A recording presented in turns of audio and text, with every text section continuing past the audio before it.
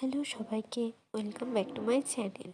তো দেখো, আজ বানাবো পাটিসাপটা, তাই জন্য নারকেল কুড়িয়ে নিচ্ছি।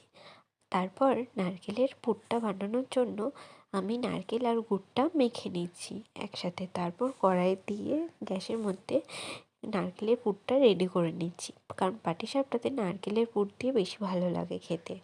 তারপর এদিকে চালের যে ব্যাটারটা চালের গুঁড়ি দিয়ে সেটাও আমি রেডি করে নিচ্ছিলাম। তারপরে কড়াইতে একটা তাওয়া বসিয়ে তাওয়াটা গরম করতে দিয়ে তার মধ্যে একটু তেল ঘষে দিলাম। এটা সাধারণত মানে পরোটা এইসব তেলে ভাজার জন্য এটা ব্যবহার করা হয় তাওয়াটা।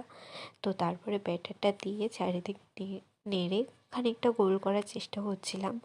তারপর তার উপর দিয়ে একটু টাইমটা লাগবে। তারপরে নারকেলের পুরটা হালকা করে চামচে করে দিয়ে দিয়েছিলাম, অল্প অল্প করে। চামচে হচ্ছিল না বলে হাত দিয়ে একটুখানি নেড়ে দিলাম। তারপরে আবার খুন্তি দিয়ে মুড়িয়ে তৈরি হয়ে গেল পাটিসাপটা আমাদের। খেতে কিন্তু খুবই সুস্বাদু হয়েছিল। পরে